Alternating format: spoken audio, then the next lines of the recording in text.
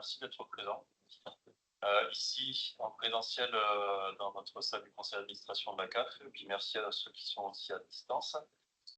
Nous sommes là pour la présentation de l'appel à projet soutien à la parentalité. Donc, vous verrez que ce sera une séance intéressante parce qu'on essaie de faire ça depuis plusieurs mois, et de le développer en tout cas, c'est-à-dire d'accompagner tous nos appels à projets. Les appels à projets, c'est pas toujours facile à comprendre. On a besoin de comprendre le sens de l'appel à projet. Le cadre aussi, dans quel cadre elle se constitue. On est sur le soutien à la parentalité, côté branche famille. Donc ça peut être un peu différent de ce qu'on peut trouver sur d'autres institutions. Et puis après, surtout, à la fin, il faut utiliser une plateforme. Donc on sait que c'est compliqué, mais on va essayer de le rendre le plus clair possible. Donc voilà, on va voir ces trois choses au cours de la séance. Pour ceux qui sont à distance, mais aussi ceux qui sont là, on va enregistrer le webinaire. On va aussi faire une foire aux questions, diffuser le support de présentation. Pour ceux qui sont à distance, on va demander à ce que les micros restent fermés, parce que sinon c'est ingérable sur ce format-là avec autant de monde. Et puis bien sûr, il y aura des questions de la salle, il y aura aussi peut-être des questions en distanciel. On les prendra sur les temps dédiés. D'abord le sens. Le sens, on va commencer de loin, on va commencer après la guerre, c'est important de le rappeler. Vous savez, on fait partie des organismes de sécurité sociale, de la branche famille. Et donc, dans le préambule de la Constitution du 27 octobre 1946, on a l'affirmation que la nation assure à l'individu et à la famille les conditions nécessaires à leur développement. Elle garantit à tous aussi, notamment à l'enfant et à la mère, et aux vieux travailleurs, mais on est plutôt dans l'enfant et la mère, ce matin, la protection de la santé, la sécurité matérielle, le repas et les loisirs. Ah oui, le repos et les loisirs. J'ai des petits soucis de ventilation. Après-guerre, quel est le soutien à la parentalité au niveau de la branche famille? Déjà, ce qu'on peut dire, c'est que la branche famille est un acteur important du soutien à la parentalité. Elle a une action qui se caractérise par une approche préventive, ça c'est important, la prévention, j'y reviendrai après, universaliste, dans une logique d'investissement social, c'est important, on y reviendra après. Plusieurs éléments aussi à rappeler, c'est que ça répond tout d'abord en premier à des attentes et à des préoccupations qui sont exprimées par les parents.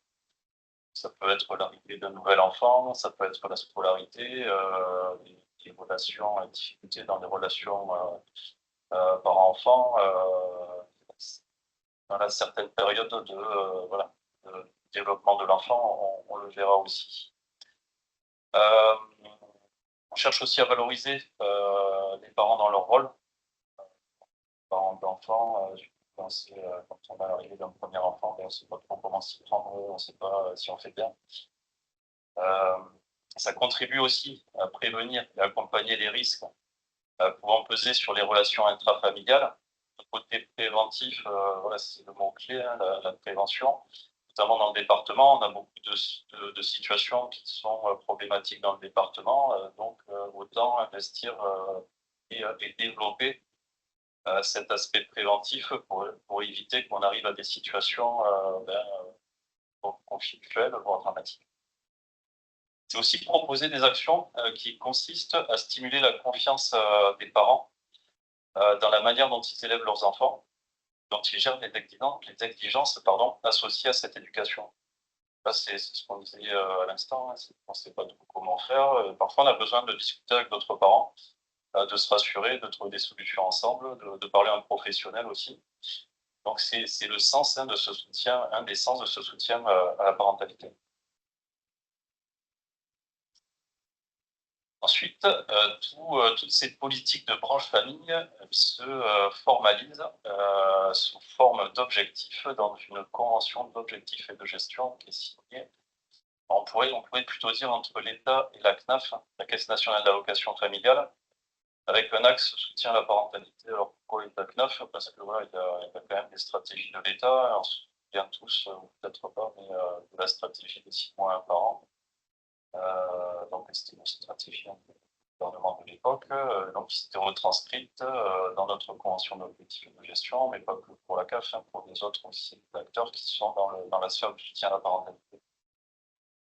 Dans cette convention d'objectifs et de gestion, on va retrouver des engagements. Le premier engagement, et là on a une notion de parcours, c'est soutenir les parents dès l'arrivée de l'enfant par une action coordonnée avec le service public de l'accueil du jeune enfant et la démarche des 1000 premiers jours. Service public petite enfance ou de l'accueil du jeune enfant, bon, ça c'est une des priorités de notre COG, mais c'est pas que pour les petits, on a aussi du soutien à la parentalité. Derrière un enfant, il y a toujours un parent, que ce soit sur la petite enfance, l'enfance ou autre.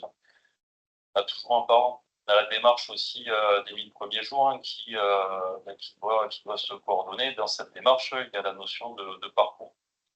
Comment je peux aider un parent qui est sur un parcours d'arrivée d'un enfant, comment je peux aider un parent qui est en conflit avec son enfant, comment je peux aider un parent qui a des difficultés, qui pose plein de questions sur l'éducation de son enfant. Il y a tout ça derrière ça. Favoriser l'accès des parents à une offre de soutien à la parentalité de proximité. Là, on a des progrès à faire. Il y a des services qui existent, c'est pas suffisant à l'échelle du département, surtout pour notre département, dans lequel on a des statistiques voilà, de précarité, de difficultés qui sont très forts. Ils sont même parmi les indicateurs les plus dégradés au niveau national. Donc c'est particulièrement important. Innover, diversifier les actions de soutien à la parentalité, notamment pour les parents d'adolescents. Oui, l'âge de l'adolescence, on sait que c'est un âge qui est complexe, qui entraîne tout un tas de difficultés. Donc, il faut pouvoir aussi apporter des solutions qui sont adaptées à une tranche d'âge, à des typologies de problématiques. Renforcer l'accompagnement de la séparation auprès des deux parents. Là aussi, je fais le lien avec les statistiques départementales. On a énormément de séparations. Bon, c'est peut-être que ailleurs, on a aussi beaucoup de parents. Plus qu'ailleurs en proportion. Donc là aussi, c'est une action de soutien à la parentalité qui est particulièrement importante, sur laquelle il faut qu'on soit ambitieux et innovant. En parlant d'ambition, là aussi, deux grandes ambitions de la Convention d'objectifs et de gestion, c'est renforcer la visibilité des offres de services et des dispositifs pour améliorer l'accessibilité pour tous les parents. Il y a des services qui existent, on ne les connaît pas forcément. Donc cette visibilité des offres, elle est importante. Donc les offres existent, il n'y en a pas suffisamment, mais il y en a. Donc autant les rendre le plus visible possible pour qu'elles soient accessibles, qu'on ait une accessibilité de l'offre, que ça réponde aux préoccupations des parents. Ça, il y a des choses qui ont été faites déjà, mais il faut qu'on soit encore plus performant là-dessus. Développer des démarches d'évaluation et de mesures d'impact social pour mesurer les effets de cette politique. Bon, ça, c'est un classique. C'est j'ai une politique de soutien à la parentalité à mener, j'ai des fonds qui sont associés. Du coup, on va pouvoir évaluer aussi retour sur investissement, impact social, qui peut y avoir peut-être un gros mot. Je parle plutôt d'impact social et cet impact, si on arrive tous ensemble à développer le soutien à la parentalité, il sera fort, il sera important pour le département. Ça fait la transition avec les financements, l'objectif, TACNAF, financement associé. D'abord des prestations de services, alors des prestations de services pour certains services aux familles, donc les lieux d'accueil enfants-parents, on finance aussi des prestations de services sur les services d'aide à domicile, la médiation familiale, l'espace de rencontre et les contrats locaux d'accompagnement à la scolarité. Sur cet appel à projet spécifique qu'on va vous présenter aujourd'hui, on a aussi des fonds nationaux. encore une fois, on présentera tout ça en détail parce que ça a un petit peu changé avec le circulaire qu'on a reçu en fin d'année. Encore une fois, il y a cette plateforme élan là qui peut paraître un peu rébarbative, mais on va essayer de faire en sorte de l'expliciter au mieux. Donc après, une fois que ce dossier rentre dans la plateforme, qui est étudié, examiné, voire voilà, avec un apport de financement, ben, il y a ce Fonds national parentalité qui est actionné, en tout cas pour la branche famille, pour la CAF, qui permet de soutenir la mise en œuvre des actions de soutien à la parentalité sur les territoires. Vous verrez aussi qu'il n'y a pas que ça, il y a aussi la dynamique de réseau et les bioressources, donc ça ne sera pas forcément le cœur de ce que vous allez pouvoir être sur la plateforme, mais c'est intéressant et c'est important aussi que vous ayez une idée de tout ce qu'il peut y avoir au niveau des financements de la branche famille et des politiques. Ça fait partie aussi, c'est une des ambitions de ce webinaire. Que le financement des actions peut prendre différentes formes, des ateliers par enfant, des bioressources parentalité, mais ça on le redéclinera tout à l'heure avec Neige quand on sera sur la plateforme de cette en ligne, et on vous présentera aussi, on a construit avec Alice un guide méthodologique où on reprend à l'intérieur de ces items un petit peu des exemples et ce qu'on attend. Qu'est-ce que sont des ateliers parents-enfants?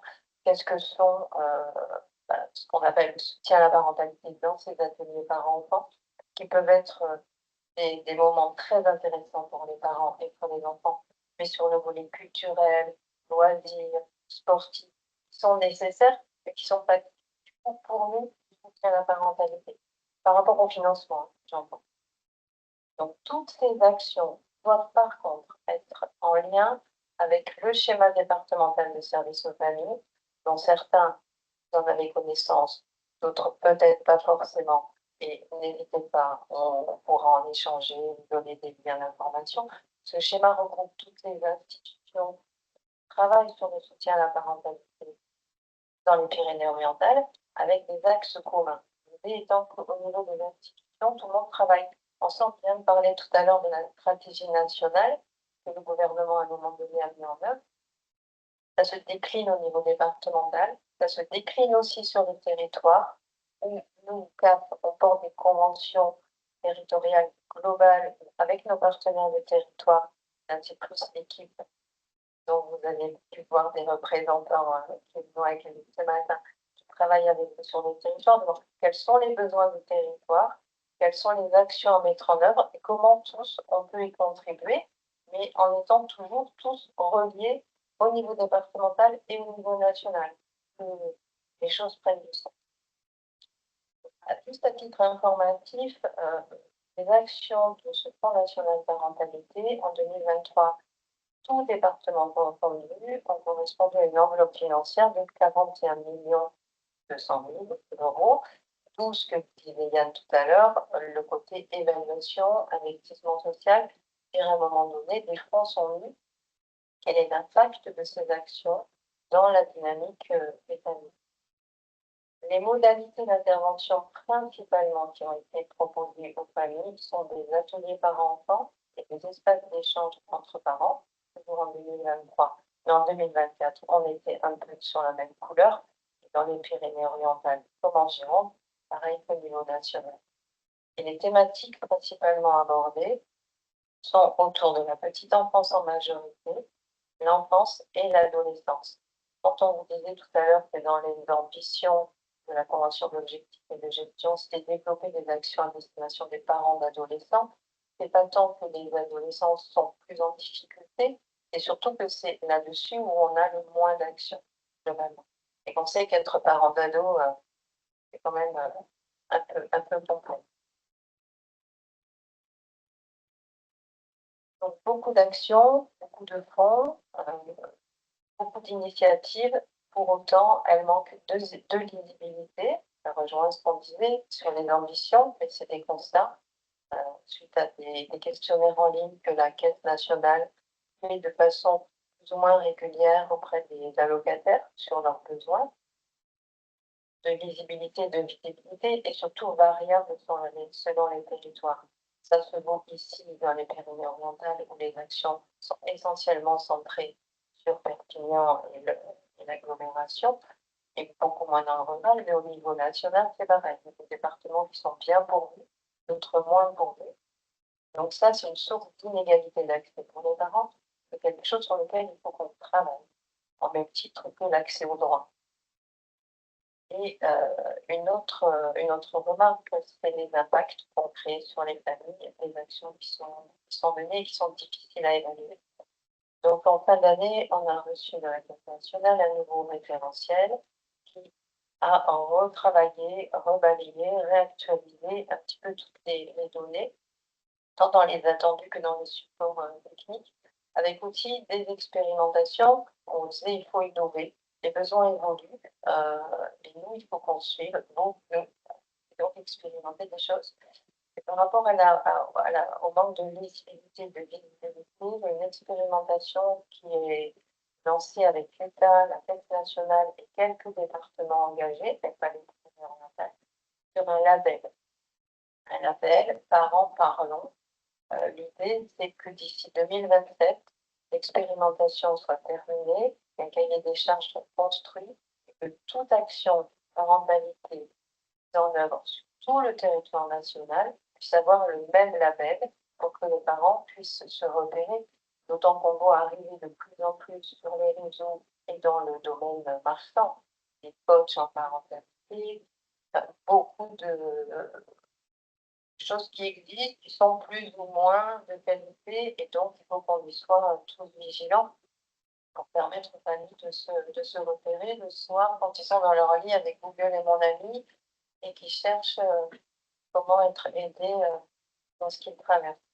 Donc ce fonds national, au-delà des sous, des financements, est pour nous vraiment un levier opérationnel, parce qu'il permet de piloter, de coordonner, d'animer. Grâce à ces demandes financières que vous nous faites, et ben, ça nous permet de vous connaître, de vous rencontrer, de vous réunir et de pouvoir accompagner le développement d'actions et d'expérimenter de nouvelles formes d'accompagnement. Donc concrètement, le Front national qui va se concrétiser par la campagne annuelle d'appel à projet qu'on lance à partir d'aujourd'hui, du 14 février, c'était sympa. Ça rend un peu plus sexy la plateforme est là. Attendez, je vous parlera. Donc ce référentiel, alors pour ceux qui avaient déjà l'habitude de travailler avec nous, vous aviez eu connaissance de l'ancien référentiel. Donc le nouveau, il ne change pas grand-chose, mais il réaffirme des principes généraux, ce dont on parlait Yann tout à l'heure sur l'approche préventive et universaliste dans une logique d'investissement social. On se positionne vraiment là-dessus. Souvent, la Caisse nationale et l'État réfléchissent sur ce qu'on appelle les moments de potentielle vulnérabilité des familles. La famille, elle vit des choses dans son parcours. À des moments, c'est potentiellement vulnérable. Des fois, ça l'est pas, mais des fois, ça l'est. Et quand ça l'est, autant qu'elles allocations familiales, puisque c'est nos missions, on puisse dégainer des allocations familiales ou de l'aide indirecte portée par nous sur des actions, des services et nos propres collègues, notamment travailleurs sociaux, des caisses qui peuvent intervenir. Donc, ces principes généraux, ils se reprennent, c'est la politique préventive et universaliste. Il y a des recherches conduites à l'échelle internationale qui invitent vraiment à construire une politique publique de premier niveau. Les parents, ils ont des besoins et il faut des réponses et un accompagnement pour eux sans les cibler comme des parents perçus comme un risque. C'est normal de se poser des questions. C'est normal d'avoir des doutes. C'est normal d'avoir besoin de réponses.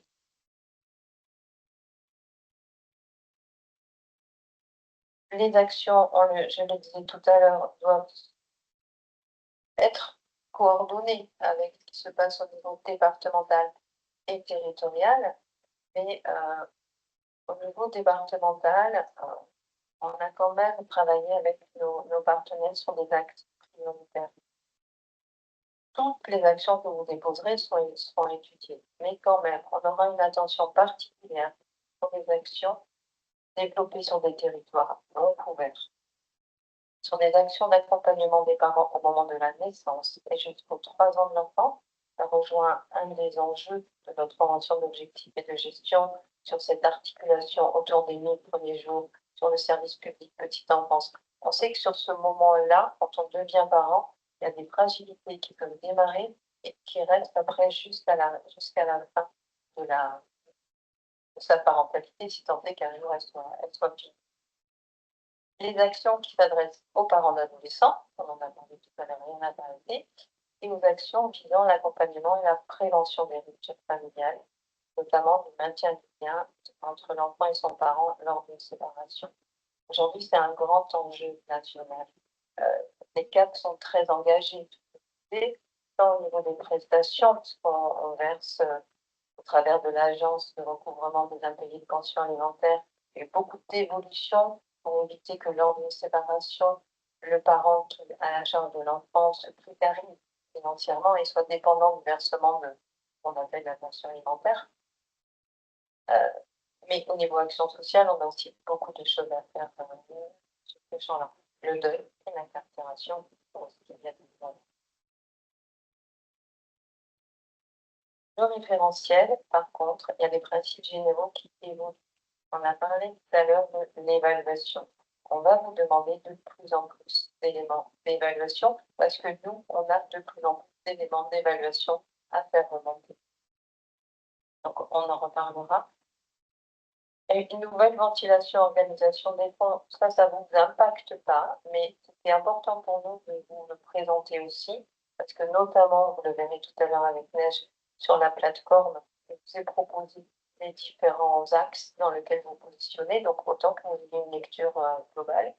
Et puis, la planification et les compétences requises pour les intervenants, qui sont aujourd'hui des obligations. On va revenir. Donc, la ventilation et l'organisation des fonds, avant 4 volets, aujourd'hui 4 axes, avec dans chacun des axes 2 volets. Et le avant et le maintenant. Donc, vous êtes essentiellement concerné par l'axe 1, implication et participation des parents à travers des modalités d'intervention collective. La plateforme va vous demander votre axe, vous sélectionnerez l'axe 1. Dans cet axe 1, vous allez retrouver tout ce qu'on entend par action collective d'échange et d'entraide entre les parents et les activités et ateliers partagés enfants-parents. Dans l'axe 2, on est plus concerné par le volet 1, qui est toutes les expérimentations qui sont actuellement en cours. On a parlé tout à l'heure du label. Il y a aussi des expérimentations sur certains départements de financement et de développement du conseil conjugal et familial, des mesures d'accompagnement protégées quand le conflit est tel que l'enfant ne peut plus voir son autre parent lors d'une séparation sans tiers. On a aujourd'hui des espaces de rencontre qui permettent un lieu neutre, mais quand vraiment le conflit est encore plus enquisté et que le parent ne veut pas emmener l'enfant à l'espace de rencontre, les mesures d'accompagnement protégé permettent cet accompagnement. Donc ça s'expérimente. On est à la marge de nos missions de prévention par rapport à la protection de l'enfance, mais on le travaille ensemble parce qu'il y a un besoin, un réel besoin là-dessus. Et certains départements expérimentent aussi de l'aide individuelle. En fait, des structures ont des financements pour proposer sur 4-5 séances de l'accompagnement individuel ou à coloration psychologique. Parce qu'on sait que les parents, ils ont besoin, qu'aujourd'hui, le corps médical, psychiatre, psychologue, sature, et qu'il n'y a pas beaucoup de réponses. Donc, on est en train d'expérimenter, de développer ça. Donc, cet axe, ce volet-là, ne vous concerne pas. Dans l'axe 2, volet 2, on trouve l'accompagnement des parents à distance. Et là, c'est tout ce qu'on peut trouver comme plateforme téléphonique départementale gratuite qui peuvent être proposées aux parents. Dans certains départements, ça fonctionne, dans d'autres, ça ne fonctionne pas, dans d'autres, il y a eu des essais, dans d'autres, pas d'essais. Bon, c'est des choses qui peuvent se construire et se financer. Sur l'axe 3, c'est le développement des services et des lieux ressources parentalité. Il y en a un dans les Pyrénées-Orientales. Et on retrouve aussi le financement du soutien des relais enfants-parents. Il y en avait un dans les Pyrénées-Orientales qui est en France catalagne et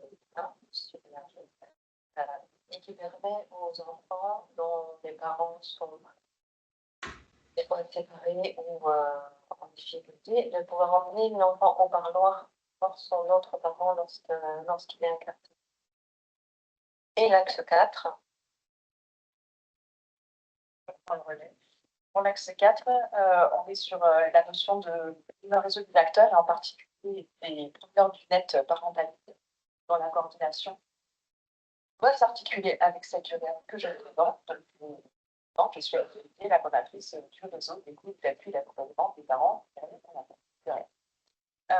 Et dans cet axe, il y a aussi tout ce qui relève des ressources qui peuvent être apportées aux différents acteurs du réseau. Donc, à ce jour, c'est la CAF qui a fait l'animation, présente l'animation de réseau ou acteurs de terrain, partenaires issus. Donc, dans le but de pouvoir vous nourrir, entre guillemets, tant au plan pédagogique que l'accompagnement des pratiques. On a réalisé un cahier des charges par rapport à l'appel à projet, et donc ces différents axes, on vous les a détaillés, les différents volets aussi, avec des zooms, notamment des zooms sur les thématiques. Là, dans les volets, vous avez les modalités d'action, mais en fonction des thématiques, vous avez développé, que vous aurez aussi à cataloguer sur la plateforme Elan. On a trouvé intéressant avec Alice de nous dire, voilà, ce qu'on entend. C'est quoi le répit? C'est quoi le répit parental et familial aujourd'hui? Il y a différentes définitions, il y a des commissions. La Caisse nationale a mis en place un groupe d'études avec des experts, avec des cas. Ok, droit au répit, on peut tout y mettre. Pour autant, nous, on n'a pas les fonds pour tout financer. Donc, qu'est-ce qu'on attend aujourd'hui? Droit au répit, aide à l'allocation familiale. Il y a une doctrine qui est sortie, elle aussi, sur la fin de l'année. Tiens, le répit, en fait, c'est créons des solutions en fonction de ce qui manque sur un territoire. Donc, qu'est-ce qui existe, qu'est-ce qui manque, pour que le parent puisse avoir du temps pour lui. Ce temps pour lui, il en fait ce qu'il peut. Trouver des solutions pour garder les enfants, pour que lui, il fasse des choses pour lui. Et par contre, en articulation à ça, avoir des espaces de parole pour que ce parent puisse aussi parler dans sa nécessité de répit, de comment il s'autorise ce répit, de comment il fonctionne, tout ça en prévention du burn-out. Pour nous, le répit, c'est ça. Donc, on vous encourage à balayer ce cahier des charges et à regarder les différentes systèmes et à revenir vers nous, bien sûr, s'il y a des questions, même dans la saisie de votre appel à projet. Donc, les modalités de financement par rapport à ces axes, là aussi, on les a tous mis, et en sachant que sur l'axe 1, le volet qui vous concerne, on reste toujours sur 80% maximum de votre action. Et nouveau, c'est qu'aujourd'hui, le 80% maximum d'actions. Vous pouvez avoir plusieurs actions, ça donne un coût de projet.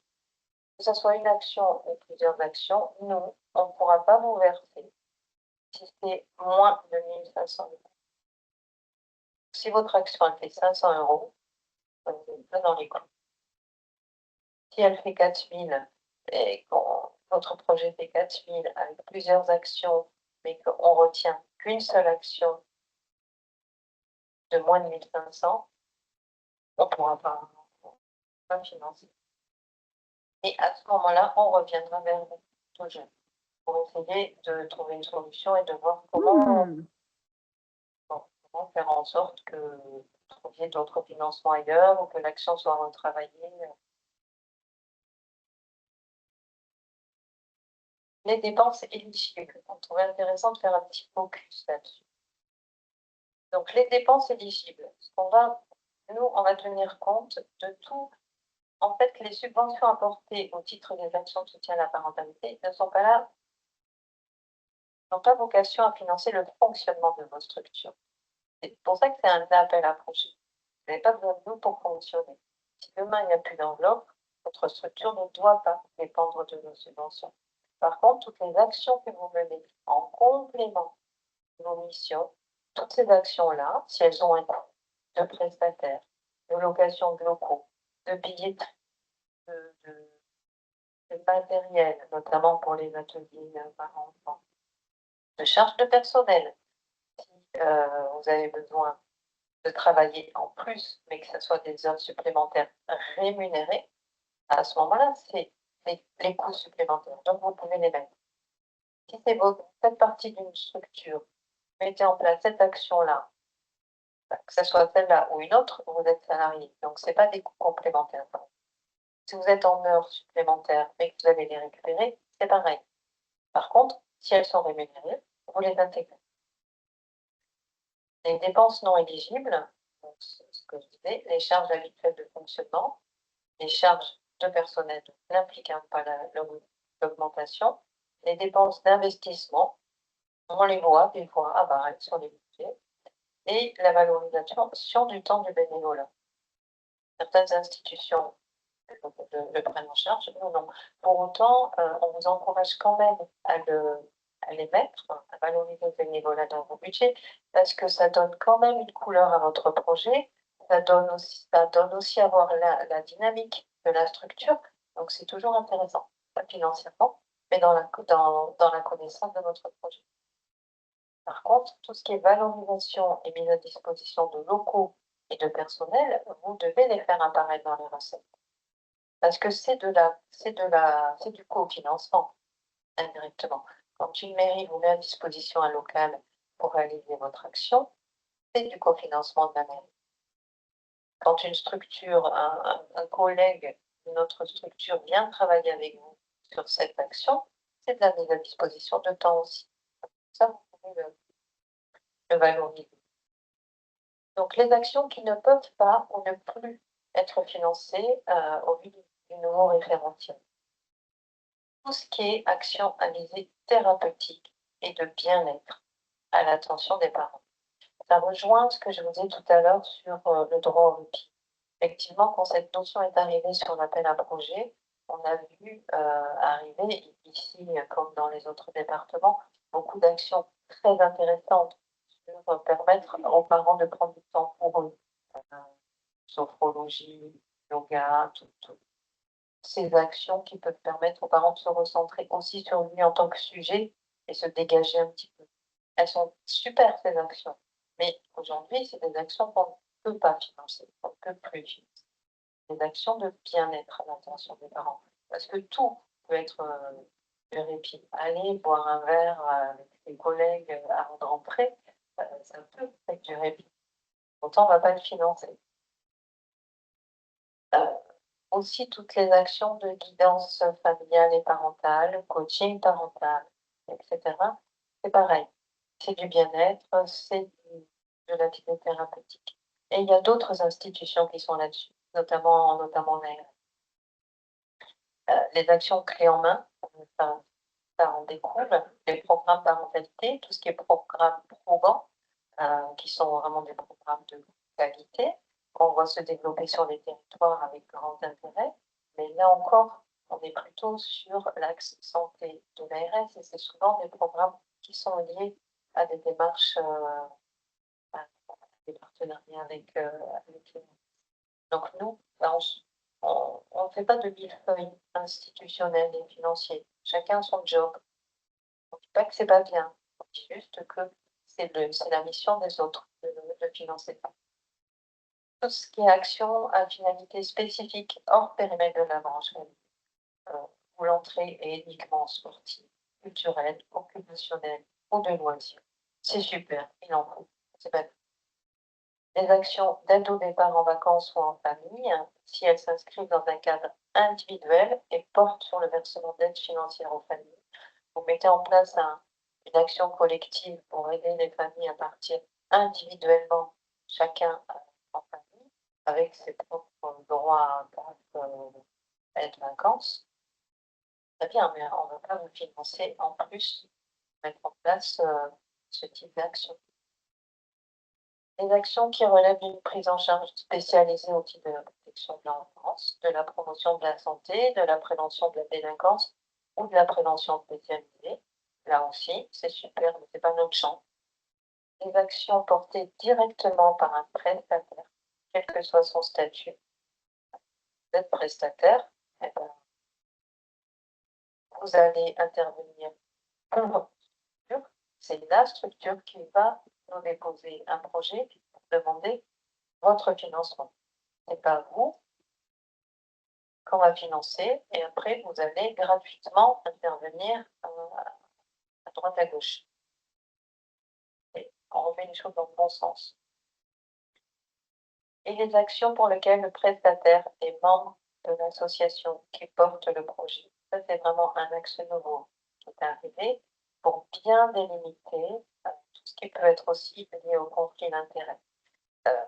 De plus en plus, on voit de structures qui répondent aux besoins des familles et qui c'est pas associatif, c'est un mix des groupements de professionnels et c'est très intéressant parce que ça donne un label de qualité, ça met en réseau des professionnels, mais du coup, ça questionne toujours le lucratif, le non lucratif.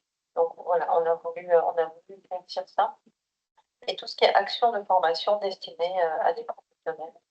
Ça, c'est hors champ et c'est l'une des missions du réseau dont on parlera à l'UNICEF. C'est bon jusqu'à présent?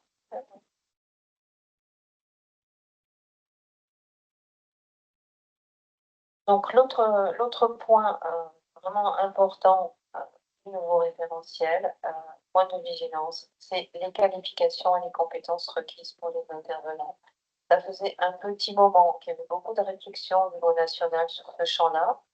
Je ne sais pas si vous avez vu quand la charte de soutien à la parentalité est arrivée, il y a eu un axe sur attention à la qualification des intervenants. Il y a eu un groupe de travail national pour essayer de donner un peu d'éléments qualitatifs sur les intervenants. Alors, il a été difficile, ils ont fait un rapport comme ça. Et en même temps, il y a multiples courants, il y a multiples qualifications. Donc, c'est compliqué de dire, voilà, on veut ce profil-là. Des systémistes, des attachmentistes, demain, il y en aura d'autres. C'était compliqué. Par contre, c'est à vous. C'est à vous d'être vigilant. Nous, ce qu'on demande, c'est que vous soyez vigilants pour que ces intervenants aient une expérience significative. À vous de voir. Autour du soutien à la parentalité et ou avoir suivi des formations complémentaires sur ce sujet.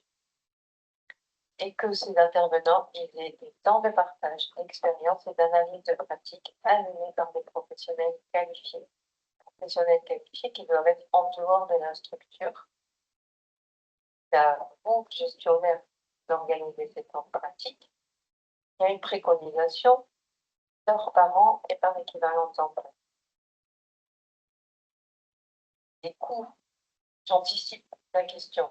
Les coûts peuvent être considérés comme les coûts complémentaires nécessaires à la mise en œuvre de l'action. Vous pouvez les intégrer dans la demande de financement. Et vous devez aussi obtenir un extrait du bulletin numéro 3 du casier judiciaire de tout intervenant, salarié, la structure, prestataire, bénévole ou autre. Par rapport à cet extrait numéro 3 du casier judiciaire, des réactions, ça vous paraît cohérent? Nous, on ne le demandera pas, hein. Vous n'aurez pas à nous le joindre dans l'appel à projet. C'est vraiment votre responsabilité. C'est à vous de le demander, c'est à vous de l'avoir. Ça ne garantit pas forcément grand-chose non plus dans le casier judiciaire. Quelqu'un peut ne l'avoir jamais dit qu'on a On est bien d'accord. Pour autant, à un moment donné, la réglementation a aussi.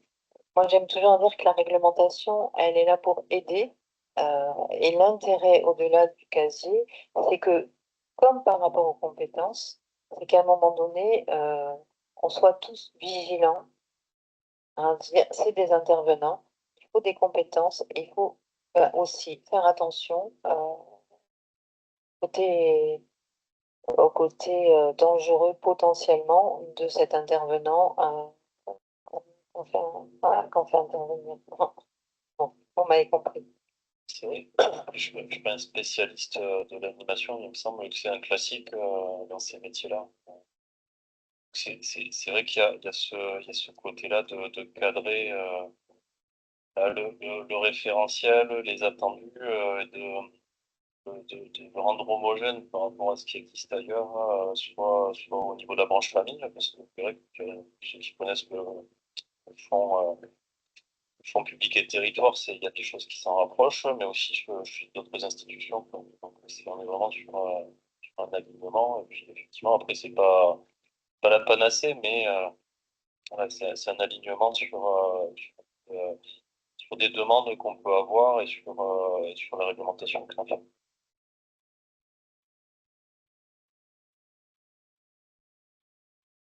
C'est un petit complément. Il y a quand même un truc à faire gaffe. Donc, effectivement, dans l'animation, ça fait longtemps qu'on demande pour les animes. Par contre, il commence à y avoir un glissement, c'est quand des parents viennent faire un atelier à un centre de loisirs, il faut qu'on leur demande leur casier aussi. Ça devient grave. Parce qu'en tant qu'intervenant bénévole, pour le coup, je veux dire participant de, d'accord, bénéficiaire, entre guillemets. Ok. Nous, on ne le demande pas. Ça permet d'avoir un porté à connaissance. Sur le volet particulier donc, qui a été souligné notamment par Sandrine, il est demandé effectivement dans la démarche projet une attention toute particulière sur l'évaluation. Donc c'est quelque chose sur lequel, on peut, vous pouvez être accompagné dans le cadre de l'animation du réseau. On a pointé particulièrement des éléments dans le cahier des charges de l'appel à projet, mais aussi dans le guide méthodologique dont Sandrine parlait tout à l'heure, qui est assez complet. Alors, donc dans ce guide, vous avez donc, une reprise des fondamentaux de ce qu'est soutien à la parentalité. Ensuite, vous avez une proposition de méthode pour élaborer un projet, de la phase diagnostique jusqu'à l'évaluation, avec des propositions d'indicateurs d'évaluation. Et pour aller plus loin, vous avez également à la fin du guide des fiches pratiques, entre guillemets, qui sont des fiches actions qui vont vous préciser ce qu'est une action, par exemple, de type activité partagée par enfant, génériquement, c'est-à-dire quels sont les objectifs, les contenus, l'encadrement. Et on vous a indiqué, on était plus loin que les textes de la Caisse nationale, on vous a indiqué des indicateurs d'évaluation qualitative et quantitative, sachant qu'évidemment, ce n'est pas exhaustif, mais c'est entre guillemets un peu le minimum à présenter.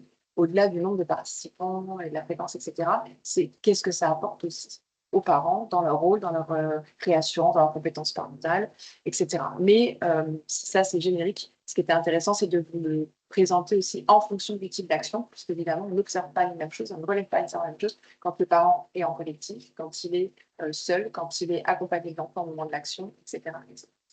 Donc, on est allé très loin pour vous nourrir, entre guillemets, aussi sur une culture des dispositifs de soutien à la parentalité. Donc, au-delà des activités qui relèvent de l'axe 1, vous avez 2, 3 et 4, vous avez aussi un zoom sur la médiation familiale, c'est une plateforme départementale qui est mentionnée, sur l'espace rencontre, qui permet la rencontre entre un parent et un enfant dans le cadre de difficultés dans la langue physique notamment, et sur les services d'aide et d'accompagnement à domicile conventionnés, qui permettent notamment de contribuer à l'équité parentale, on l'évoquait tout à l'heure. Donc, vous retrouvez dans le sommaire, je disais, repères fondamentaux, propositions, méthodologie, labellisation des actions et financement des actions, puisque quand vous déposez un projet, en fait, vous demandez un label avec son financement, c'est plus simple. L'adhésion au REAP, j'y reviendrai tout à l'heure, la présentation des services et actions dans ces fiches. Il y a un peu de temps, je vais... Voilà. Vous retrouvez donc les fiches. Donc, Oui, j'expliquais, voilà, pour activité atelier partagée par enfant, les objectifs, contenu encadrement, conditions et une petite fiche d'indicateurs d'évaluation. Et sachant que dans la méthodologie de projet, on a fait un zoom particulier sur l'évaluation, de quoi on parle, avec qui on la partage aussi, notamment entre les bénéficiaires, donc les parents et aussi les acteurs du territoire. Et donc, vous avez des annexes également. Donc, ce document, comme accompagnera le cahier des charges comme une pièce annexe pour venir vous accompagner.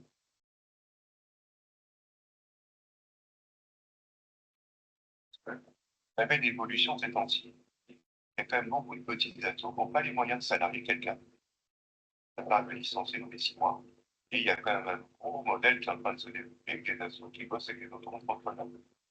On n'est pas dans le conflit d'intérêt parce qu'ils sont pas dans la précarité, ces gens-là. Et donc, on a plein de petites assos qui oui.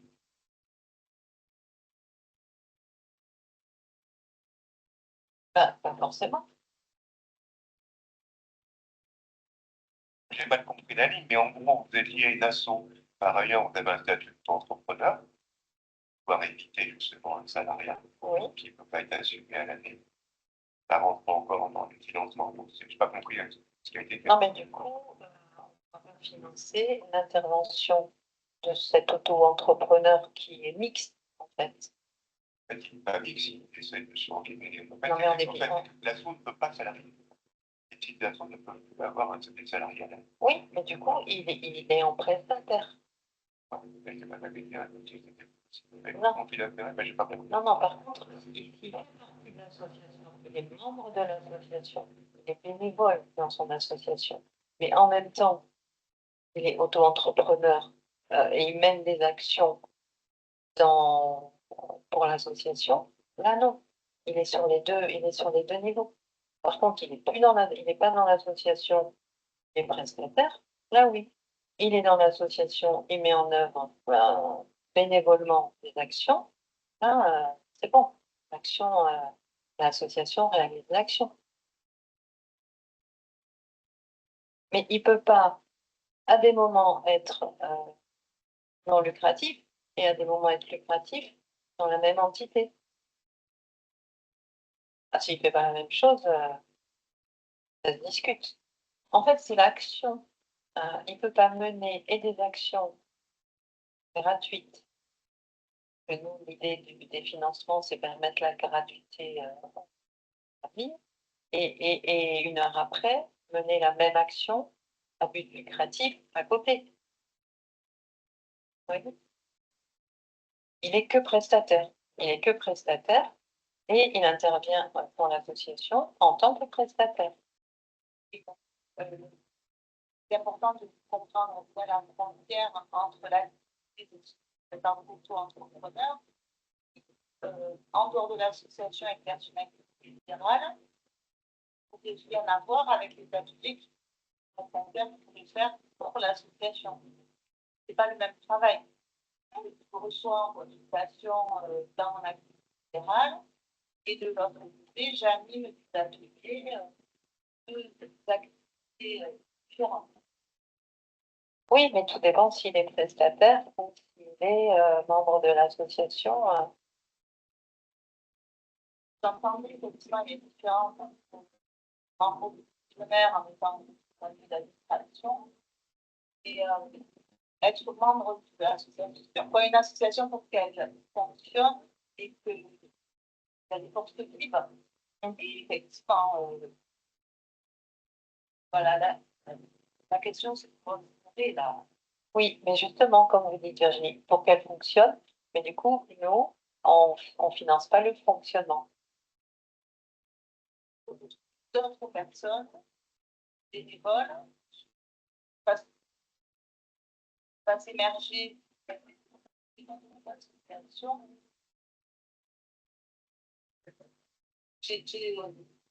Pour comprendre et après l'appliquer, hein, mais essayer de comprendre. Si je me permets, le porteur de projet, c'est l'association, quel que soit le nombre de membres, d'accord? Le prestataire, ça va être l'intervenant de l'action. Et donc, on a des structures, collectivités ou associations, qui vont avoir la même personne qui porte le projet et qui intervient. Je pense par exemple aux référents de famille d'un centre social. Elles vont être à l'initiative d'un projet et elles vont, elles, je dis elles parce que les trois personnes, là-bas, il n'y a que des femmes. Ah, il y a un monsieur Yels. Bon, le STED, la fonction de référent famille, voilà, va préparer le projet, l'animer et éventuellement faire appel à un prestataire extérieur. Dans une association, vous pouvez avoir des bénévoles qui vont animer des actions, donc, qui n'ont a priori pas les besoins de rémunération, parce qu'ils sont là bénévoles. Je n'ai pas des besoins, je m'entends, je ne pas la et à partir de là, faire appel éventuellement à un prestataire extérieur. Là, vraiment, la Caisse nationale, elle pointe le fait qu'on pourrait avoir des montages un petit peu associatifs qui viennent évidemment créer une forme de doute sur est-ce que c'est vraiment un but non lucratif.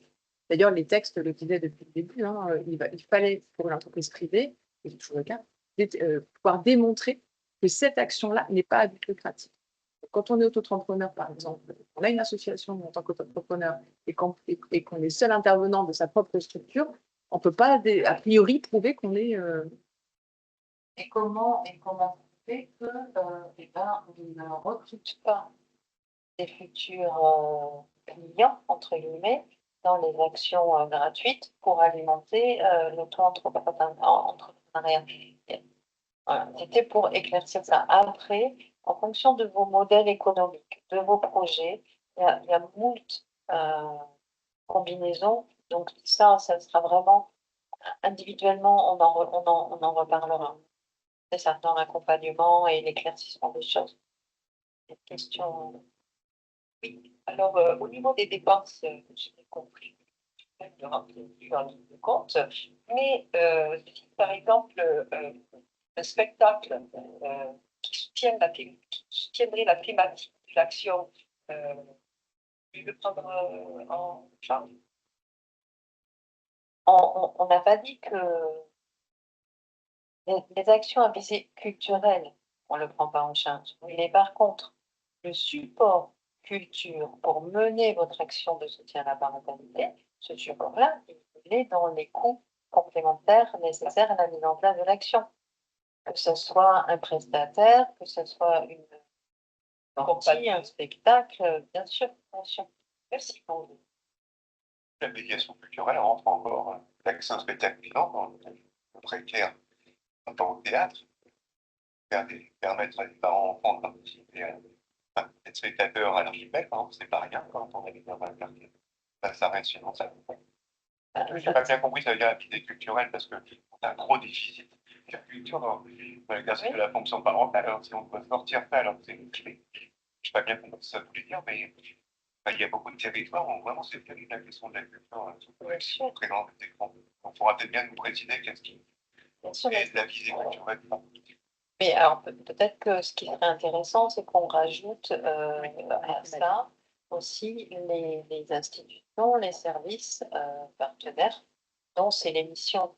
C'est-à-dire que le développement de la culture, le loisir, le sport, c'est les missions du conseil départemental sur les services citoyenneté et justement, accès la DRAC. Mais après, tout dépend de vos objectifs. Les supports, ils sont à votre main. Si l'objectif, c'est de travailler le lien entre l'enfant et son parent, que ce soit. Mais si vous nous le présentez comme approche à la culture, on sait bien tout est intéressant dans le lien entre l'enfant et le parent. Mais nous, si c'est approche culture, c'est pas nos missions, c'est les missions de la DRAC.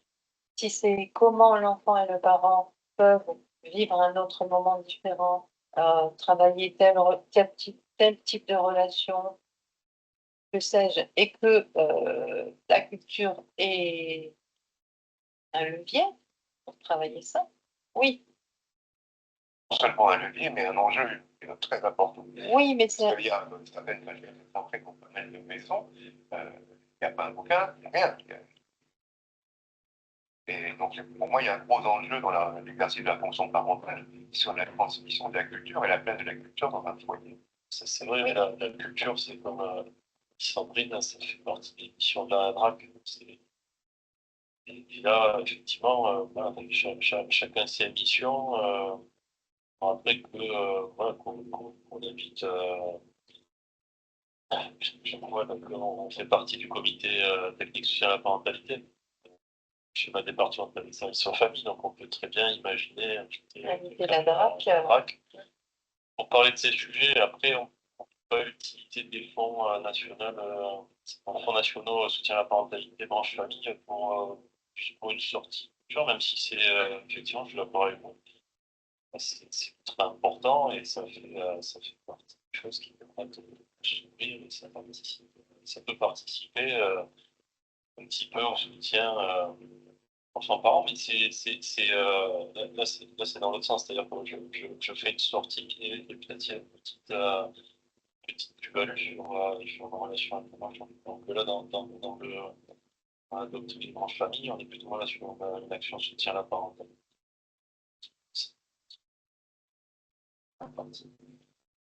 On est sur un autre schéma. Et par contre, ça peut être intéressant, encore une fois, ouais, de faire venir la DRAC sur le comité de soutien à la parentalité pour essayer de faire des choses avec eux et avoir des financements qui sont. Sauf que la DRAC, elle finance pas les intermittents. Vous n'avez pas d'intermittent, pas de financement. Ouais, après, il y a peut-être des actions, ça vaut le coup si c'est du partenariat pour lancer. Oui. De façon plus générale, David Bernard, je suis le délégué territorial pour Léo Lagrange Animation. De façon plus générale, enfin, dans l'explication qui pour moi est claire, parce que vous donnez comme objectif qui soutient la parentalité, que n'importe quel levier peut être activé, sportif, culturel, c'est et donc, du coup, ça demande à bien présenter et à bien penser le projet sur quelle action on met en place. Donc, ça veut dire en amont, travailler et en aval, on travailler aussi. Évaluer l'impact, voir avec les enfants et les parents comment, à un moment donné, ça vient réfléchir à tout moment. Ça demande quand même des compétences d'accompagnement. Structure. C'est vrai que c'est toujours compliqué dans vos appels à projet, de répondre en nous disant on ne financera pas des compétences, alors que l'on avait un accompagnement dans ces projets de compétences qui sont de l'ordre de professionnel. Que de plus en plus, je le dis ailleurs, vos tissus associatifs sont à moyen de pouvoir répondre qu'à des appels à projets qui viennent financer les projets. Finance jamais la compétence que l'on met dans l'animation du projet. Parce que l'exigence de compétence, on parle d'évaluation qui se précise. Et on est d'accord dans le financement que dans le contenu. Parce qu'on est une structure que ça. C'est vrai que c'est compliqué de pouvoir recruter, accompagner, former des gens que l'on ne peut pas financer dans le cadre d'appel à projet. Quand les vannes par ailleurs, on parlait du conseil départemental, le conseil régional, ne financent pas. Elles n'ont pas le support associatif. Voilà. Oui, tout à fait. On en a bien conscience. Et d'autant plus que nos campagnes d'appel à projet sont annuelles. Au-delà, en fait, ça, c'est pas fait pour financer du fonctionnement. Même si on le réfléchit depuis longtemps, de faire du pluriannuel, il y a toujours quelque chose à des moments donnés techniques où là, l'absence de vote de budget qui nous impacte nous empêche d'être dans le pluriannuel. Donc, c'est sûr qu'on demande beaucoup en termes d'évaluation, en termes de responsabilité, pour des financements annuels. J'entends, hein, c'est pas votre faute à vous, mais si on le fait plus, il y aura peut-être des débats. C'est quand même nous, le moteur de la machine. Voilà. C'est sûr. Et après, c'est pour revenir à ce qu'on a vu en intervention, ça ne répond pas à cette problématique-là, mais non, mais c'est vrai que en fait, c'est ce qu'elle explique tout à l'heure, c'est-à-dire qu'on a ouais, des structures, des services qui sont fléchés pour des prestations de services. Et ces appels à projets, ben, ils peuvent être actionnés par des associations qui n'ont rien à voir, et ils peuvent être actionnés aussi par des services, pas forcément que des services qui sont dédiés à la parentalité, mais aussi ça peut être tout ce qui est autour de la petite enfance, les loisirs, etc. Et des structures qui peuvent aussi répondre aux appels à projets. Soutien à la parentalité. Ça répond pas. Non, mais non, pardon, alors je ne vais pas monopoliser, j'arrête, promis, la dernière. Mais on voit bien dans la construction de ce que vous venez de nous présenter qu'il y a quand même un risque, je ne dis pas que c'est votre intention, mais que l'association de bâtiments, l'association de village, l'association de quartier, qui n'a pas la possibilité d'accompagner des bénévoles dans le niveau de compétences qui sont demandés aujourd'hui, et là encore on le reconnaît, c'est normal, des appels à projets, puisqu'on ne peut pas financer en interne de l'accompagnement pour professionnaliser ces gens. D'accord? Donc, on va faire appel à des compétences extérieures. Et là, la prestation, nous la financer. Et donc, on a une ubérisation du secteur associatif. C'est-à-dire qu'on a des réceptacles associatifs qui sont en train de avoir des gens qui portent des projets. Et on va faire appel à des libéraux qui, eux, sont diplômés, sont des professionnels de l'animation, de l'intervention, du bien-être, du sport, de la culture, qui vont venir acheter la prestation, vendre leur prestation, on va leur acheter la prestation que vous allez payer, et eux, ils repartent. Et l'association, elle n'a pas les moyens de continuer le lien social, le lien parental, le lien familial, le lien culturel. Ce n'est pas votre faute à vous. Mais par contre, ça, c'est une vraie constatation. C'est un vrai risque. On est en train de passer d'un modèle associatif créateur de lien social et de citoyenneté qui permet aux personnes d'être dans la capacité d'agir sur leur territoire, dans leur existence, dans leur réseau, à une délégation vers des professionnels, vers des prestataires. Ça, pour un match. Pas tout à fait. Voilà. Alors, dans le cadre, je rebondis du coup sur ce volet-là. Dans le cadre de l'animation du réseau, il y a différentes thématiques qui sont abordées. Donc, les partenaires, certains d'entre vous qui ont participé l'année dernière, on a pu travailler sur l'élaboration d'un événement parentalité, ce qu'on appelle temps fort dédié à la parentalité sur le référentiel. On a pu travailler sur des supports pédagogiques qui accompagnent l'animation d'un temps collectif avec des parents, faire émerger les genres d'expérience, la pérédance, etc. Sachez que pour donc, le programme 2025, on prévoit une formation.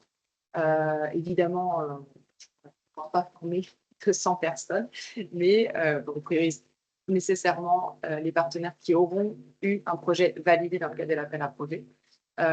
Une formation autour justement de l'animation de ce lien et de ces échanges-là au sein d'une action, qu'on soit bénévole ou salarié, pour aussi venir accompagner le développement des compétences au regard des attentes.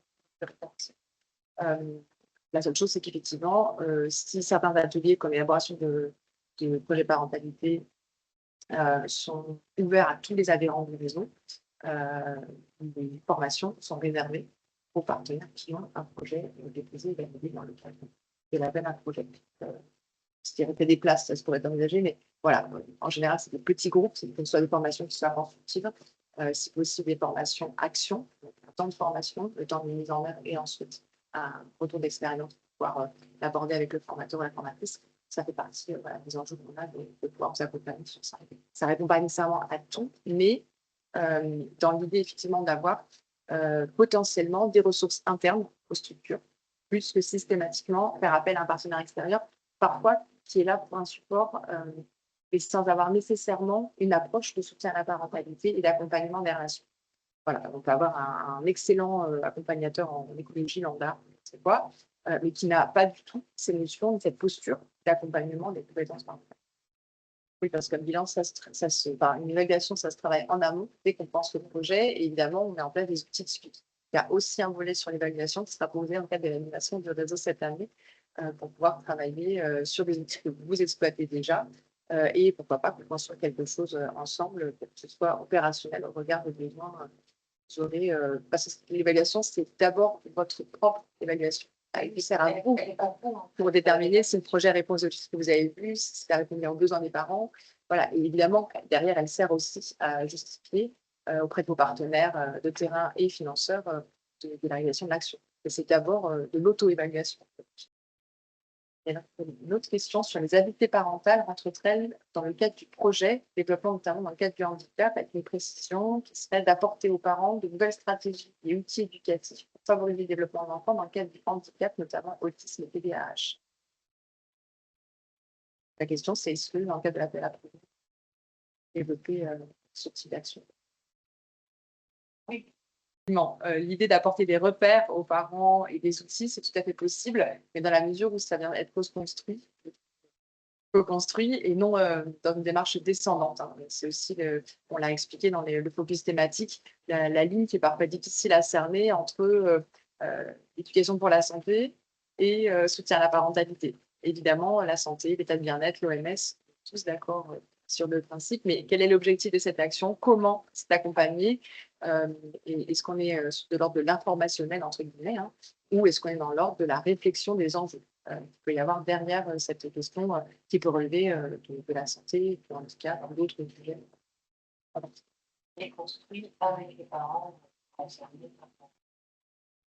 Dans le cadre du REAP, je précise le 4 mars, parce que matin, il y a une visio d'1 heure où je présente l'ensemble des ressources du réseau. Donc, en quoi le réseau est pertinent pour les parents et pour les intervenants. Ce sera précisé par la suite. Et donc, on est en train de restructurer, de créer le site internet. On a un site actuellement qui s'appelle parents-pro70.fr, donc ça reste aux deux publics. Et on est en cours de création d'un nouveau site internet, ressources, dans lequel vous allez retrouver toutes les ressources qui sont pour l'instant, entre guillemets, réservées au temps pour le projet de la découverte. On élargit cette, donc, y compris aux parents, pas avoir une entrée pro à proprement parler, ou parents, parce que finalement, les parents peuvent aussi avoir un petit service thématique ou par et sans les parents. Oui, là, double casquette.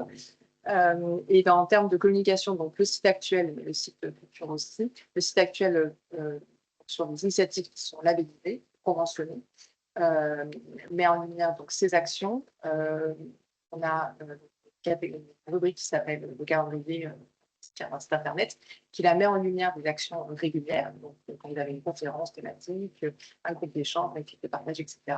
On a aussi une rubrique spécifique pour les parents qui a une entrée plus générique, c'est pour dire je suis parent, futur parent, parent d'enfant jusqu'à 3 ans. Il existe les lieux d'accueil enfants-parents et des éléments qui nous permettent d'aller trouver où sont les élèves dans le calendrier oriental. Des activités partagées, etc. etc. Donc, c'est une démarche qu'on va améliorer avec le site internet, une nouvelle version, avec une géolocalisation, voilà, des éléments beaucoup plus poussés qu'on ne le pouvait jusqu'à présent. Et puis par ailleurs, dans le cadre de l'aide d'information, de diffusion, campagne libre aussi aux familles, etc., on accompagne la diffusion.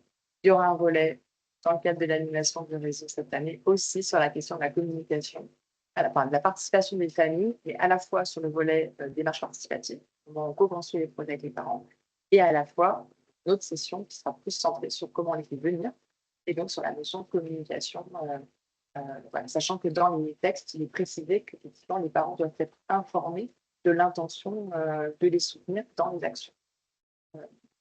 On les distinguer notamment d'activités de loisirs, par exemple. Il faut que les parents comprennent bien que leur propos cet espace-là aussi pour partager l'expérience, leur questionnement de parents, et pas seulement, entre guillemets, c'est déjà bien de passer un chouette moment avec les parents. Est-ce que je réponds à la question? On va accompagner à partir de cette année, bon, je sais pas,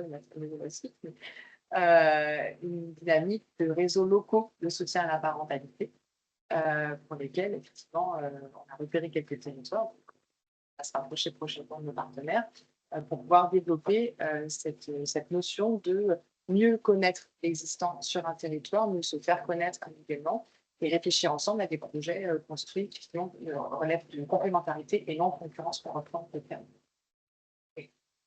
Donc, la campagne annuelle d'appel à projet aujourd'hui, du 14 février, et qui se terminera au 4 avril, vendredi 4 avril inclus. Et donc, le dossier est à déposer en ligne sur cette fameuse plateforme Elan dont Neige va nous donner la vie. Bonjour. Neige Colomb, donc certains d'entre vous connaissez déjà. Je suis chargée d'expertise d'habilité administrative d'action sociale qui a en charge notamment du paiement de financement des partenaires. En particulier sur les plateformes de déclaration, donc la PAT et bilan, à partir de cette année. Donc, comme on vous l'a présenté, on a un nouveau référentiel de parentalité qui a été refondu et la plateforme Elan, elle a été refondue également pour correspondre à ces nouvelles modalités. Et fraîchement refondu, d'où le retard oui, cette année de lancement de la campagne. Elle vient d'être publiée. Donc, effectivement, on fait une présentation de quelque chose qui apporte une réforme. Donc, sur le démarrage, vous n'avez pas du tout de changement. Hein. Vous avez toujours la possibilité soit de faire une demande de labellisation pour votre action, soit de faire une demande de financement. Là, c'est la demande de financement qui va peut-être présenter, peut-être qui a été revue principalement. En sachant que toute demande de financement validée embarque une labellisation. De fait, si vous êtes financé, vous êtes labellisé. Donc, la première chose à bien noter, c'est de systématiquement aller répercuter la carte des pyramides surtout, sinon votre demande ne nous parvient pas. Donc, effectivement, il faut aller taper carte, normalement, en tapant le numéro de la carte, ça remonte. Faites bien attention parce que vraiment là, quand on n'a pas fait le bon check, la bonne carte, pas de demande à Et cette vue, elle n'est pas forcément évidente quand vous êtes sur le site. Ça ne dit pas sélectionner la carte, ça c'est vide et vous n'avez pas, même si vous cliquez, je l'ai fait hier soir, si vous cliquez dans financeur, ça ne vous met pas la liste déroulante. Il faut commencer à écrire carte, ça ne la met toujours pas, trait d'union, tiré du 6, et là peut-être que ça apparaît. Donc, faut suivre. Mais vous avez un guide à l'entrée et on le mettra aussi sur le cave.fr, mais à l'entrée sur la plateforme Elan, vous retrouverez des guides. Il est très dense. Et effectivement, les pouvons pas suivre.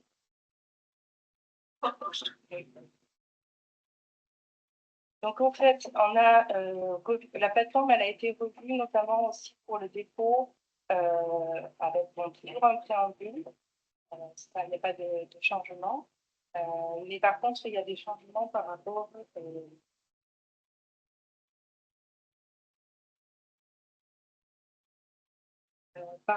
au tiers. Et précédemment, nous avions aussi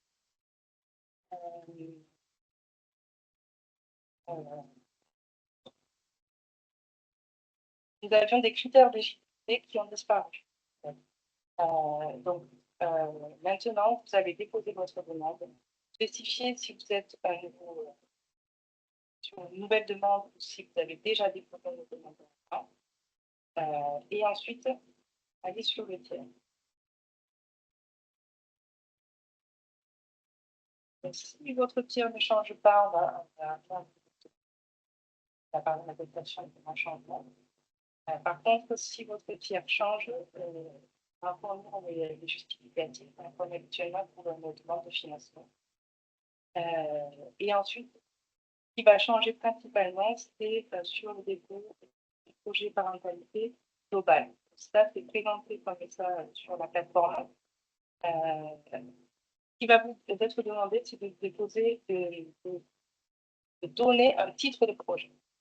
Donc, ce qu'il faut falloir faire attention, c'est que si votre action, si vous n'avez qu'une seule action, vous avez un seul service pour laquelle vous déposez votre demande, là, c'est le titre de l'action du service, c'est le nom du service.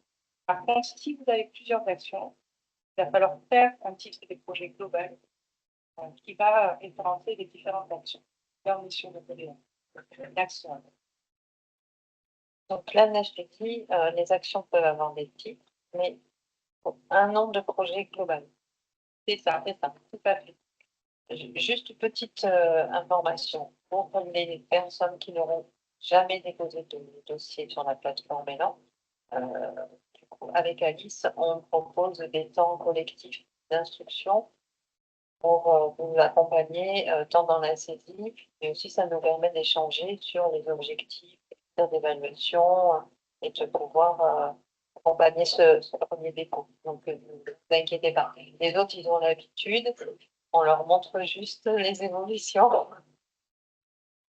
Donc, ce qu'il va falloir faire attention, c'est qu'on va vous demander cette année d'identifier une structure porteuse du projet.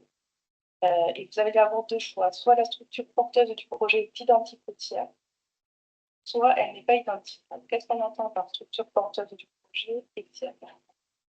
On va prendre un exemple. Vous êtes une association et vous portez un service de médiation familiale. L'association n'est pas identique au service de médiation familiale. Donc, la structure porteuse, c'est bien le service de médiation familiale, mais par contre, c'est l'association de tiers. Notre exemple, la mairie gère un centre social, le centre social porte le projet, c'est le centre social, la structure porteuse, c'est la mairie de tiers. Donc, le tiers, c'est celui à qui est versée la subvention, Exactement. le gestionnaire. Et en parlant de versement, à partir de cette année, il ne pourra y avoir qu'un seul RIB sur lequel est versé un financement cadre. Financement confondu, prestation de services, appel à projet parentalité, appel à projet spécifique général, un seul RIB pour un tiers. Donc vraiment, la collectivité, l'association, un seul RIB. C'est une contrainte, on en a conscience, mais qui nous est imposée. Hein. C'est le système technique informatique. Il impose ça dès cette année. Après, les notifications sont envoyées, elles sont aussi sur le compte partenaire. Donc, et ça arrive. Et nous, ça nous permet aussi d'avoir une visibilité complète de tout ce qui est versé à un gestionnaire. Même s'il a moult services, même s'il répond à moult appels à un projet, on a une vision globale. Donc, effectivement, il faudra faire attention à cette demande-là, de bien identifier si vous êtes la structure porteuse et l'association ou la collectivité, vous devez avoir checké pour l'association ou la collectivité des éléments de description. Par contre, si il y a une différenciation, il faudra remplir et pour le tiers et pour la structure porteuse. Ensuite, on va vous demander de sélectionner l'axe sur lequel vous déposez votre projet. Les axes qui vous ont été présentés tout à l'heure. En fonction de l'axe que vous allez sélectionner, vous allez pouvoir décliner plusieurs actions, notamment pour l'axe 1. Il y a une suppression, par contre, de la question « Les parents sont-ils à l'origine du projet ?»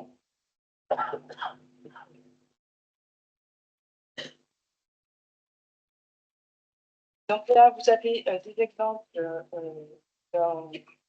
d'un porteur de projet qui présente un projet pour l'axe 1, implication et participation des familles sur l'intervention collective, ou un porteur de projet qui présente un projet sur l'accompagnement des parents sur l'axe. Donc en fait, vous allez voir qu'en fonction de l'axe que vous allez sélectionner, vous allez avoir des critères différents qui vont vous être demandés. En sachant que l'axe 2, c'est les expérimentations portées par d'autres départements. Oui, aussi, de faire attention. Vous avez une question pour la surlignée sur l'axe 1 qui va vous demander le nombre d'actions qui sont déposées. Donc, si vous ne remplissez pas, il n'y aura forcément qu'une seule action qui pourra être déposée. Donc, si vous avez 2, 3, 4 actions, il faut bien l'indiquer à ce moment-là. Et il y a une limite jusqu'à 5 actions par projet. Si vous êtes au-delà de 5 actions, vous revenez vers nous et on vous indiquera comment déposer.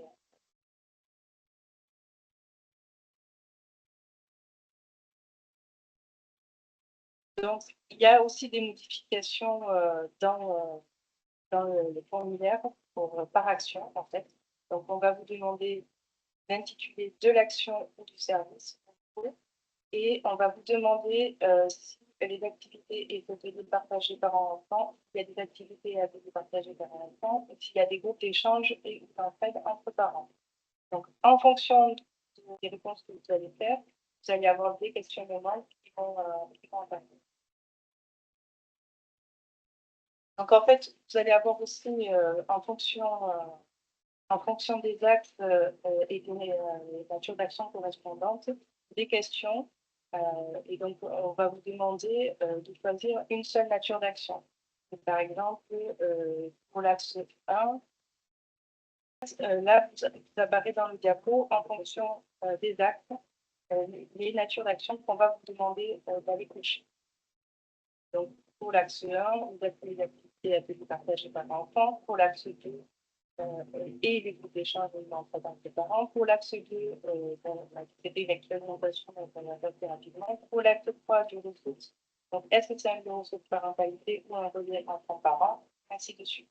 Donc là, vous avez, en fonction des axes que vous allez sélectionner, ensuite, les descriptions d'action que vous allez pouvoir choisir. Donc, il y a aussi une modification dans les thématiques avec la possibilité de sélectionner plusieurs thématiques simultanément et au moins une thématique doit être sélectionnée. C'est les thématiques qu'on a repris dans le guide méthodologique et dans lequel est déjà pour vous donner un peu des définitions des attendus pour chaque.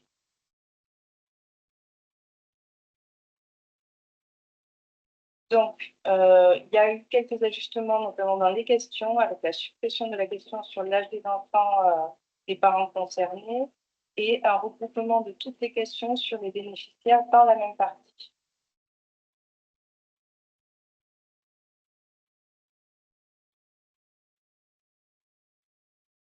Sur les territoires concernés, vous avez la possibilité de choisir, de sélectionner l'itinérance maintenant. En plus de communal, départemental ou intercommunal. Ensuite, il n'y a pas de changement majeur à ce niveau-là. Sachant que dans l'itinérance, vous n'avez pas accès à deux ou trois lignes, donc c'est à vous de choisir. Après, dans la description, vous mettez que ça soit simple.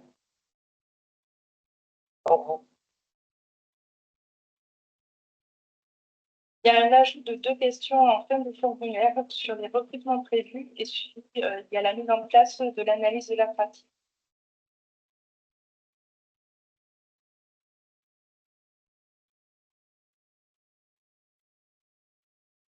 Et moi, j'ai vu sur le calendrier, début de l'action, fin de l'action. Et je me pose la question, je suis présidente de l'ESAF parentalité souffrance. Et dans notre association, on a même fait partie de, comme on avait bien démarré en 2024 et que les familles commencent à venir dans notre association.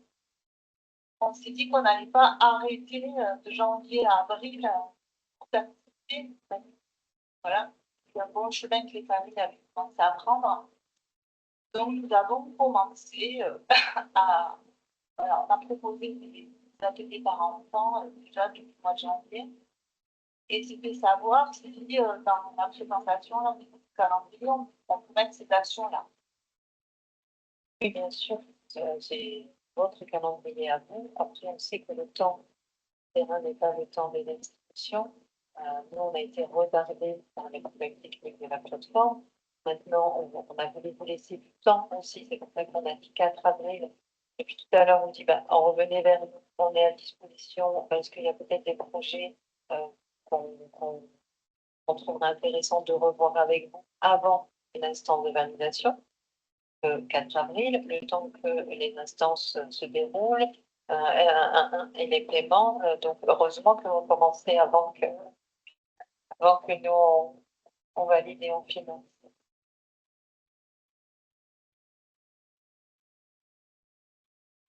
Donc, on a un ajout aussi cette année une explication sur les intervenants. En fait. Donc, on va vous demander de saisir les intervenants de toutes les actions de votre projet. Par exemple, si vous déposez 2 actions et 3 personnes vont intervenir sur la première et une sur la deuxième action, votre tableau il devra contenir 4 intervenants. Et on vous demande que ça soit bien complété. Ça nous aide aussi, on parlait d'animation de réseau, de mutualisation de ressources. C'est aussi des informations qu'elle se peut capitaliser pour demain, vous avez besoin de contacts pour mener à bien des actions. Et ben, nous, on sait qui est intervenu et du coup, on va aller en contact avec le partenaire qui a déjà fait intervenir quelqu'un pour faire aussi. Excusez-moi, vous nous avez mis donc pour une action, pas plus de 4 intervenants, c'est ça? Non, pas du tout. Vous pouvez Ah. avoir autant d'intervenants que besoin, mais il faudra pour chaque action, enfin, pour tout le projet, pour chaque action, il y a des intervenants, bien spécifier tous les intervenants. D'accord. Ok, très bien, merci.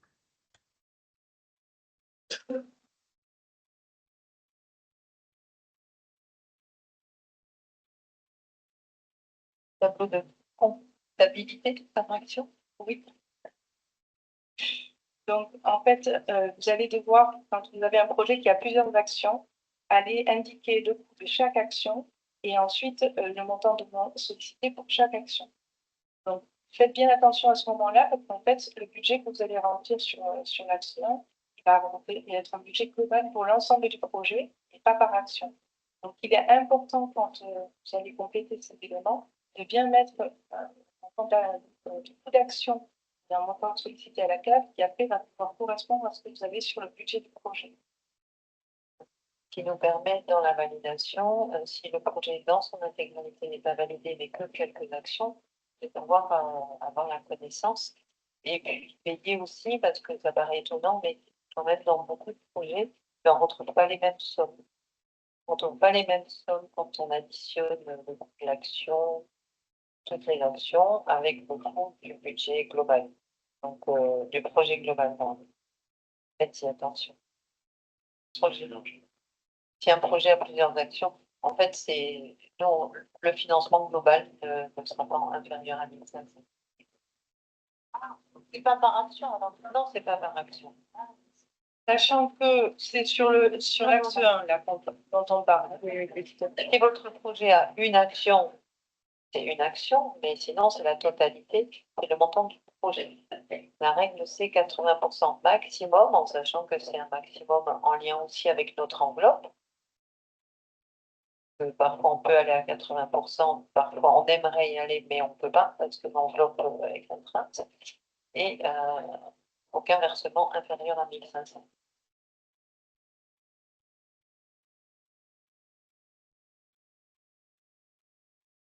Alors, ensuite, à partir de là, vous allez avoir un budget prévisionnel à saisir.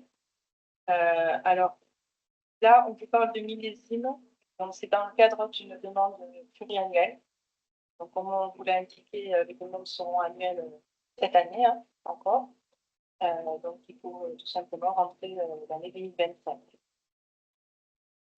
En fin de demande, vous allez avoir une attestation sur l'honneur à télécharger et à fournir obligatoirement pour que la demande puisse être transmise à la CAF. Cette attestation sur l'honneur, elle remplace les critères d'éligibilité qu'on avait auparavant mentionnément et elle intègre tout un tas d'obligations, notamment d'être à jour au regard de ces déclarations comptables, sociales et fiscales et certains éléments comme la charte de la liste. Cette attestation signée suffit et elle engage tout à fait. C'est une déclaration sur l'honneur. On ne va pas demander sur tous les éléments qui sont dans l'attestation sur l'honneur, on ne va pas demander de justificatif complémentaire.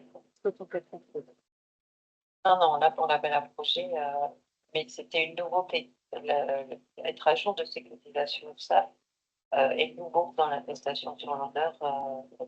C'est une nouveauté sur tous les financements CAF. Effectivement, dans le cadre de l'appel à projet parentalité, on ne demande pas l'attestation comme ça. Donc, effectivement, si vous renouvelez une demande en 2025, on va pouvoir l'étudier qu'à partir du moment où le bilan a été déposé. Donc là, les bilans, ils sont disponibles sur la plateforme, ils peuvent être complétés, donc on en a déjà reçu. À partir de 2025, par contre, cette modalité est supprimée. C'est-à-dire que l'année prochaine, vous n'aurez pas de bilan sur un an. Effectivement, 2024, si l'action n'est pas renouvelée, effectivement, on va pouvoir commencer à prendre en compte vos bilans et verser le solde. Par contre, si l'action est renouvelée, on va attendre l'instruction de la demande 2025, payer à la fois de la compte 2025 et tout ça.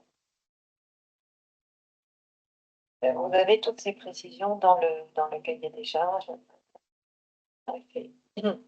On a fait un petit focus sur le bilan et en vous disant bien aussi que aucun projet ne sera étudié et validé tant que le bilan N-1 n'est pas déposé.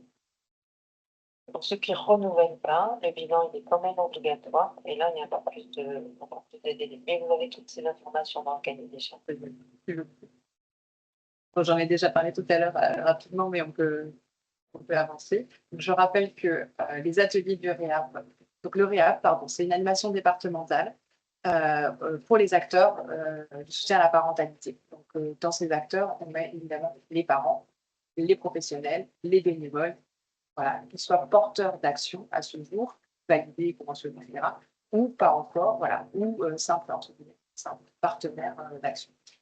En gros, c'est une démarche qui permet à tout intervenant, toute personne intéressée par le soutien à la parentalité, de rejoindre une dynamique de réseau, de partager ses expériences, ses compétences, ses connaissances, etc. dans le domaine, et de pouvoir bénéficier sur certains temps particuliers d'échanges de pratiques, pas d'analyse de pratiques par rapport à ce qui a été évoqué tout à l'heure, c'est bien d'échanges de pratiques, de la co-construction d'outils et de la réflexion autour des projets. Sachant que ces ateliers sont ouverts aux adhérents du réseau. Donc, la vision réseau, elle se fait par un bulletin, pas simplement, c'est gratuit évidemment.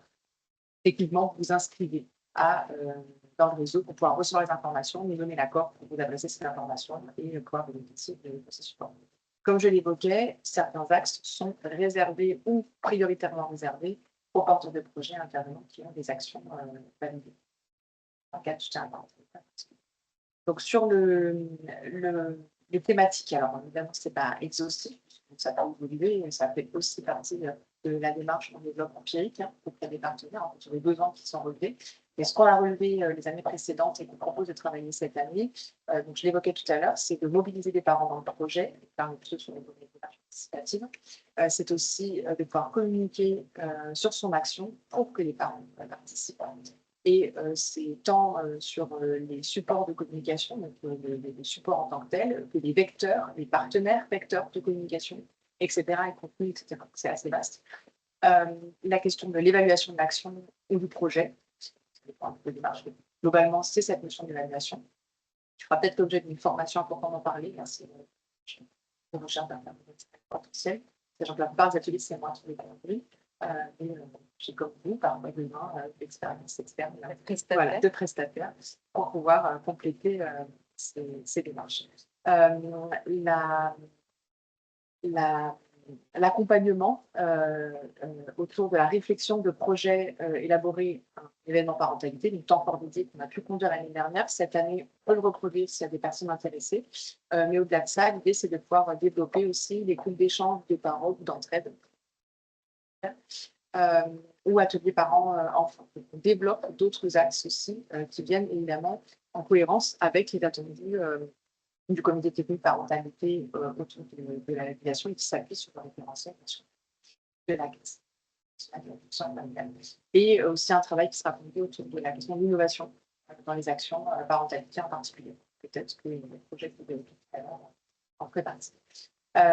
Et puis parmi d'autres axes plus particuliers, il y aura un volet sur le développement des réseaux locaux de soutien à la parentalité, mais là qui sera plutôt en direction des partenaires de repérer. Cela dit, si vous sentez que sur le territoire, il y a du potentiel et vous souhaitez envisager d'animer un réseau local de soutien à la parentalité, n'hésitez pas à me contacter. C'est quelque chose qu'on discute et qu'on partage avec vos conseillers en développement territorial sur et avec Sandrine, évidemment, sur la réflexion, en fait, dans l'idée de pouvoir créer des réseaux sur tous les territoires du département à terme, que ça Ça va permettre de faire se rencontrer les partenaires et que ça puisse de faire planifier l'action et de faire émerger des nouvelles réponses aux besoins qui ne sont pas.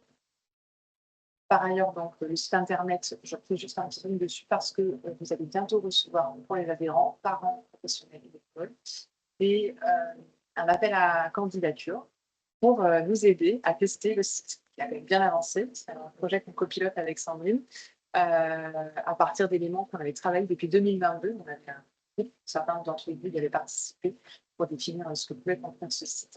Et donc, on a besoin d'un groupe test. Et dans le groupe test, on attend des gens aguerris et d'autres beaucoup moins aguerris ou à l'aise avec l'informatique. Donc, n'hésitez pas. Et candidat, pourquoi? Parce qu'on ne peut pas non plus faire un test avec 75 personnes et qu'on essaiera d'avoir un panel qui représente des parents, des professionnels, des bénévoles, des porteurs de projets uniques et évidemment des personnes qui sont plus ou moins à l'aise avec le numérique. Et c'est vraiment sur l'action de la navigation. On ne discutera pas nécessairement des codes couleurs, mais plus, parce que là, ça répond à des normes d'accessibilité, mais plus sur le fond et sur la manière de pouvoir accéder à l'information le plus aisément possible. Et il y aura un autre volet concernant donc, un travail particulier qui concerne l'événement pour les parents, puisque chaque année, dans le cadre du REA, nous co-organisons avec les membres de un événement pour les parents, et donc on va déterminer comment on peut le travailler, parce qu'on était parti à l'idée de renouveler peut-être les formats de la caravane des parents l'année dernière, que peut-être ça va prendre une tourniture. Voilà. Il y a en parallèle, dans les tuyaux, une journée concernant, qui vise à sensibiliser les élus et décideurs locaux, un petit peu global, au niveau départemental. Donc, cette journée, elle aura lieu le 16 octobre, on a arrêté la date la semaine dernière. Et donc, l'information va parvenir aux personnes concernées. Donc là, c'est plutôt dans l'assistance des chargés de coopération qui sont accompagnateurs des décideurs sur le territoire. Donc, sachant que là, on a priorisé sur la question des élus parce que ce sont des partenaires indispensables dans le développement de l'ordre sur les territoires et que c'est un besoin de venir les accompagner aussi collectivement sur cette notion-là, parce que certains perçoivent peut-être moins bien ce qu'elle soutient à la parentalité, comme là on a pu l'exposer tout à l'heure, et puis d'autres ne voient pas forcément ça comme une politique prioritaire. Et pourtant, il y a des parents sur les territoires, des parents pour aller travailler ces questions-là. Et on peut tout à fait envisager de travailler à l'horizon 2026. Alors évidemment, 2025 me paraît très loin, il y a l'échelle institutionnelle, ça va vite. Un événement plutôt destination des professionnels, voilà, pour des bénévoles, etc., pour pouvoir traiter aussi d'autres sujets. Cette éclairage initiale, elle est peut-être un petit peu moins nécessaire. Donc, pour conclure, on vous a mis une slide avec les différents liens, que ce soit pour trouver l'appel à projet et tous les documents dont on a parlé tout à l'heure, les liens vers la plateforme Élan, aussi pour toute question technique sur la plateforme, la boîte mail du service Neige, ça peut aider, en sachant qu'avec Alice, on vous propose tout nouveau porteur de projet, un temps collaboratif collectif le 11 mars au matin avec un lien forms pour vous inscrire. Si on est trop nombreux, on verra pour dédoubler et proposer un autre temps. Si vous êtes un ancien porteur de projet, mais vous vous dites que vous aimeriez bien venir sur ce temps collectif, vous faites un message et on voit. Donc les ressources, le site dont Alice parlait par en haut. Et puis pour finir, la cartographie et les coordonnées de nos collègues chargés de développement du territoire que vous retrouvez sur le califère et la répartition, et puis mes coordonnées pour les projets à vocation départementale. Et en dernier, en annexe, si vous devez aller plus loin pour ceux qui n'ont jamais été, allez voir la stratégie nationale de soutien à la parentalité, même s'il est terminé 2018-2022, elle reste quand même très très bien structurée et elle montre comment les différentes institutions, ce qu'on vient de parler en institution, œuvrent toutes ensemble au niveau national pour mener à bien. Et d'autres articles. C'est la petite annexe bibliographique. Merci à vous. Ouais, merci pour votre participation. Merci aussi aux partenaires qui étaient à distance. Merci aux équipes pour le travail fourni, la super présentation. Merci aux collègues de nous avoir aidés à organiser tout ça. Et puis à bientôt. À bientôt sur des réunions, sur la plateforme. Bonne journée.